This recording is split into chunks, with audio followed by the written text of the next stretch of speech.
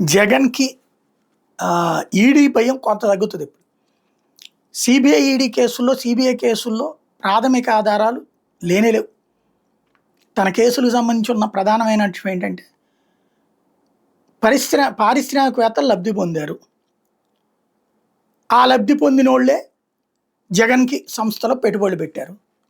ఆ పారిశ్రామికవేత్తలు అవును మేము పెట్టుబడి పెట్టాం, మేము లబ్ధి పొందాం. లబ్ధి పొందిన దానికి లంచంగా పెట్టలా. వ్యాపారం కాబట్టి పెట్టుబడి పెట్టాం.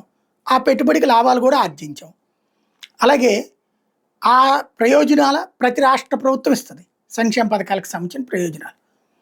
ప్రతి రాష్ట్ర ప్రభుత్వం సబ్సిడీలు ఇస్తూనే ఉంటుంది. సబ్సిడీలనే కుమ్ముకోవడం అని ఎట్లా అంటారు అన్నది వాదన. కాబట్టి సిబిఐ అక్కడ ఏం చేయలేదు. ఈడీ ద్వారానే చేయాలి. ఈడీ కేసులు ఉన్నాయి అప్పుడు. ఆ ఈడీకి ఇదివరకు ఏంటంటే కాస్త కోర్టుల్లో రిలయబిలిటీ ఎక్కువ. ఈడీని కోర్టు ఎక్కువగా నమ్మేది. అయితే ఇప్పుడు తమిళనాడుకి సంబంధించినటువంటి కేసుల్లో ఎట్లయితే టాస్మాక్ విషయంలో ఈడీని తప్పుపట్టిందో, అట్లాగే ఈ మధ్యన 8 సార్లు ఈడీని తప్పుపట్టింది సుప్రీంకోర్టు.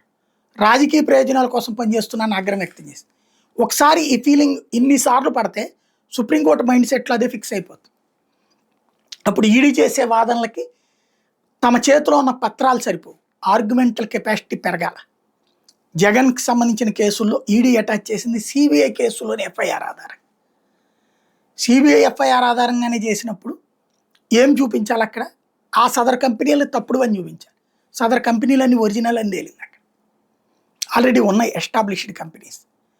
కాబట్టి రేపటి రోజుల్లో ఆ జగన్ కేసులు కనుక కంటిన్యూ అయితే ఏదో 25 కోట్లో 30 కోట్లో మాత్రం ఈ కంపెనీలతో సంబంధం లేని, అంటే పెద్ద పెద్ద కంపెనీల నుంచి కాకుండా పేరు ఊరు తెలియని కంపెనీల నుంచి డబ్బులు వచ్చినాయి.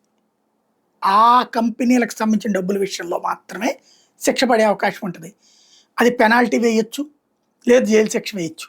అదైతే 6 నెలల దాకా పడేటటువంటి అవకాశం ఉంటుంది. ఏం జరుగుతుందో చూడాలి.